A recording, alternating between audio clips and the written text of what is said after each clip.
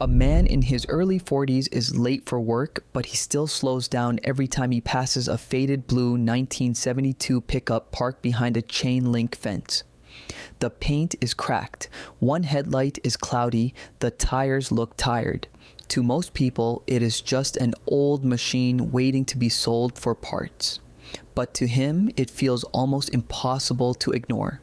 He does not slow down because he wants to buy it.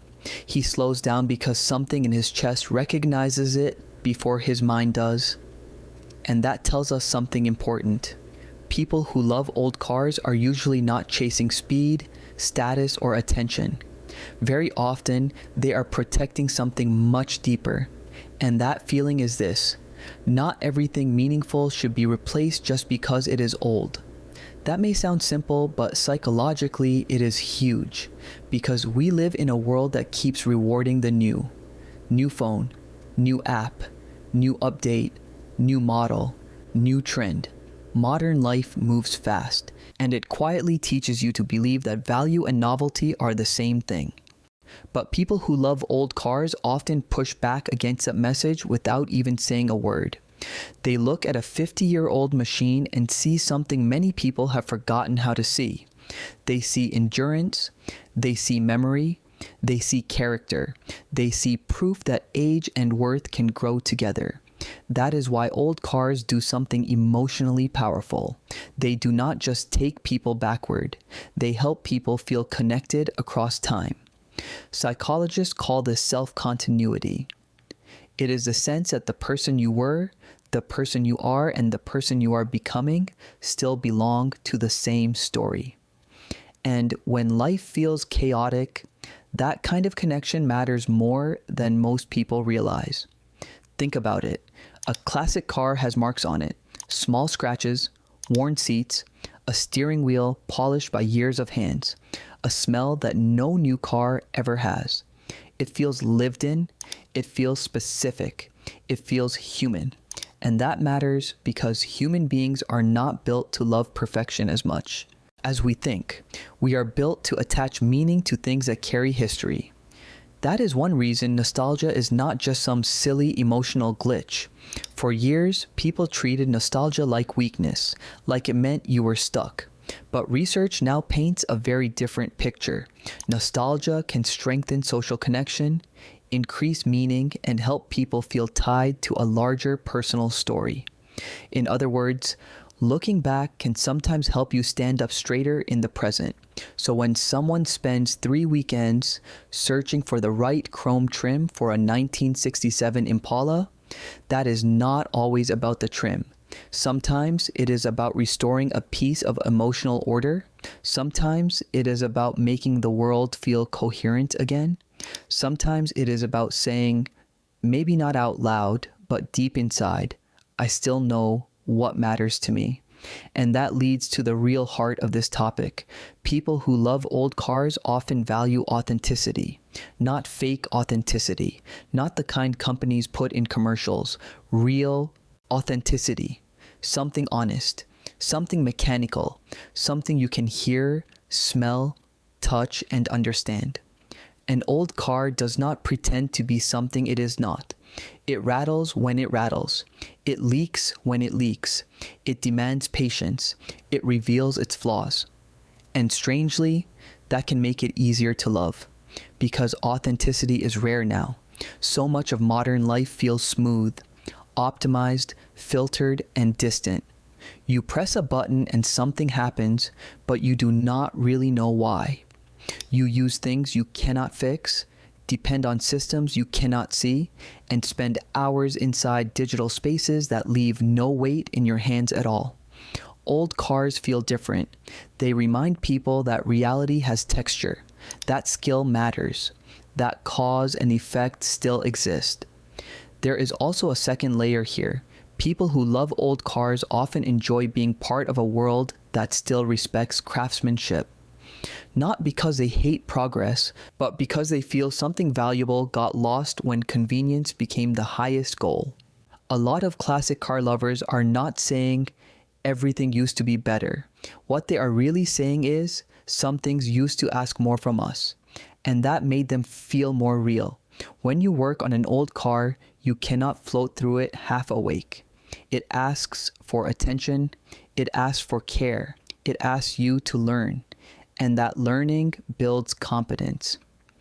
In psychology, competence is one of the core human needs tied to motivation and well-being. People feel better when they can do hard things and feel the result in a concrete way. That is one reason old cars can become so emotionally important, especially for people whose daily jobs feel abstract.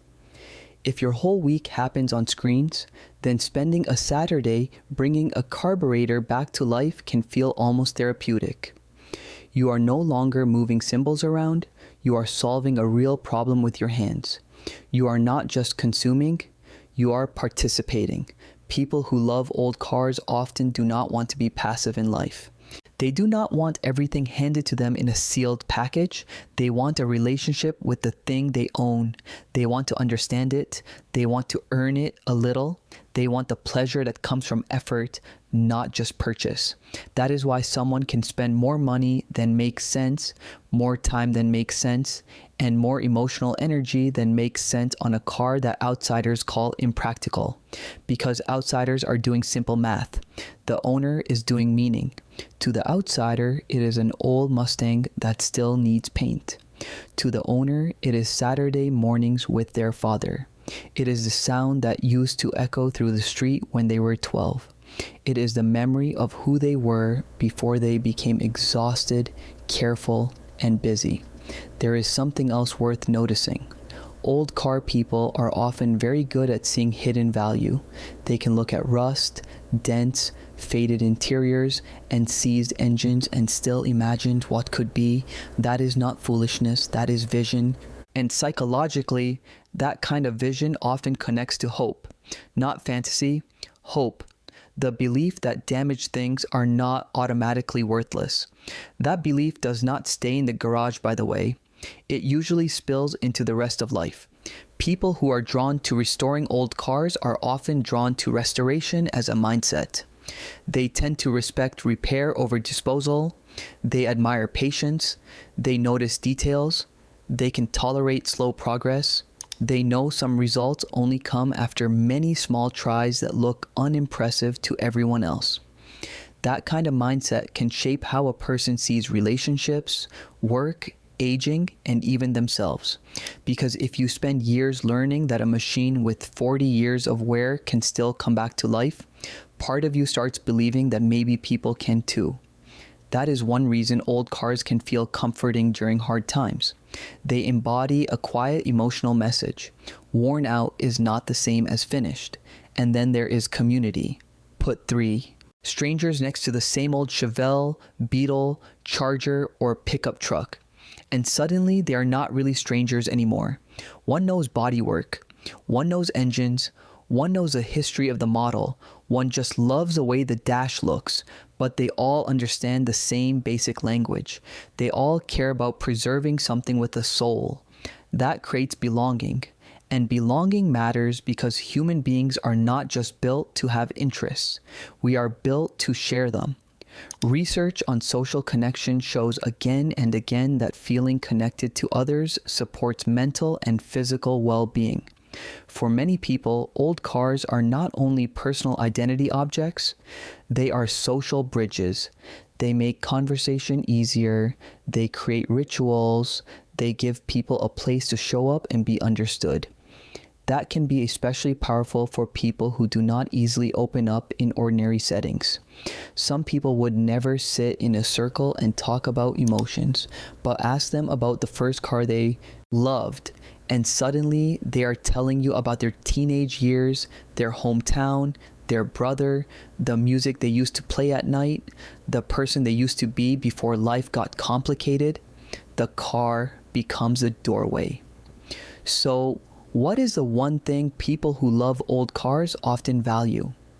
It is not just a car, it is the feeling that something can stay real across time. Something can age without losing its soul. Something can require care and still be worth it.